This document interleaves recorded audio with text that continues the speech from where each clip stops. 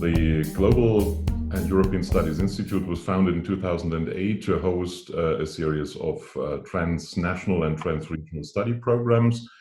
We have a cooperation with 6 European partners and more outside Europe in the field of global studies, but also one on peace and security with Addis Ababa. In the past, this transnationality was mainly realized by mobility of scholars and lecturers, but also mobility of students coming to Germany or going to other places.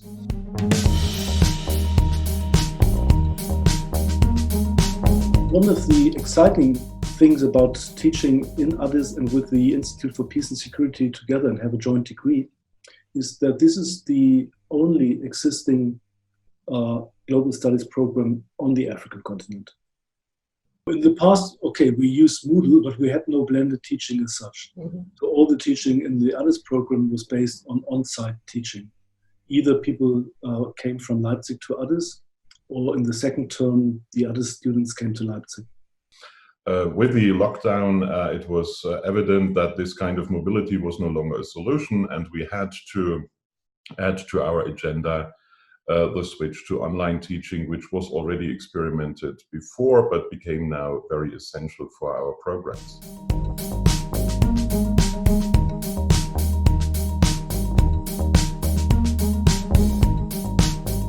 The lockdown hit us like many people with great surprise. Communication and transparency was then crucial. We first contacted lecturers and students to find out about their situation and identify difficulties. We then discussed and decided for Moodle, Zoom, and Slack as the key technologies to work with. And then we also created a Moodle course, online learning for teachers, also to provide a forum to exchange about experiences, to help each other, to identify best practices. In close communication with the students, we also then adapted assignments to the new format, and we're holding bi-weekly meetings with lecturers to see how things are going and where we can help.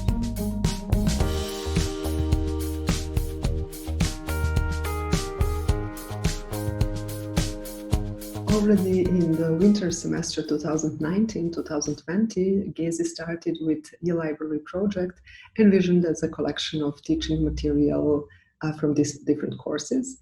We started with recording the lectures from global history and methodology in global studies, and these lectures were then used in this semester for within so-called flipped classroom formats where asynchronous video lectures were combined with synchronous sessions in seminars and tutorials.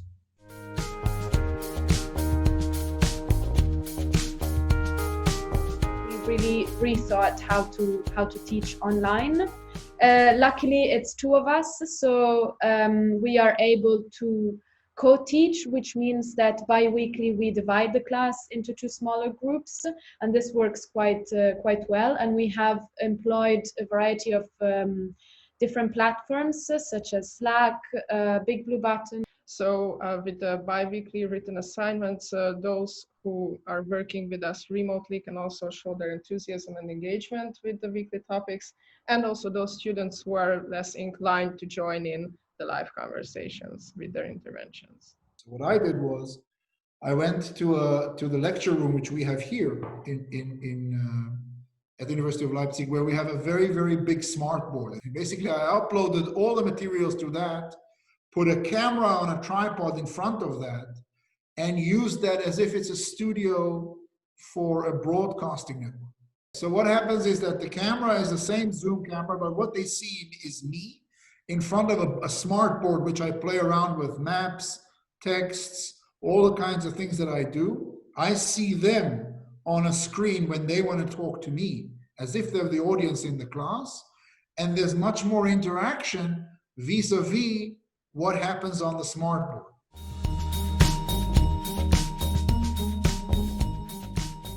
Well, teaching in Addis Ababa is facing at least 2 major challenges these days. One is that internet connectivity in Addis, sometimes it's very weak for technical reasons, and sometimes non-existent for political reasons. Second, as an international study program, our current class is based in different sites. So we have people sitting in Leipzig, in Munich, in Brussels, in Boston, in the US. And this creates its own challenges with regard to finding the right time slot during the day.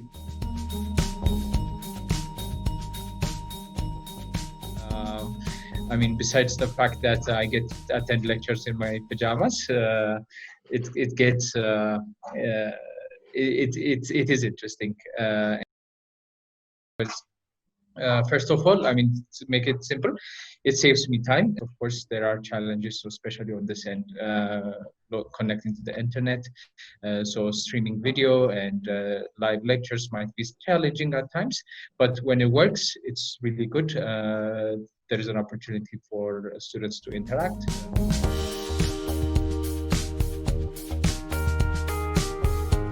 We do not know how long contact and travel restrictions will stay with us. As a transnational program for which student and staff mobility is crucial, we will continue to work with the new formats, and that includes the winter term, the summer school, the alumni conference, and graduation ceremony in the winter.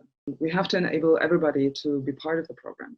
At the same time, the Corona moment has also helped us to strengthen our jointness. We have, for example, created a COVID-19 Global Studies Research Forum that brings together students from all study places, and we are now planning for a joint lecture series that integrates contributions from all partner universities and will be accessible to students no matter where they are. So in this regard, this moment has also unleashed a lot of creative energy.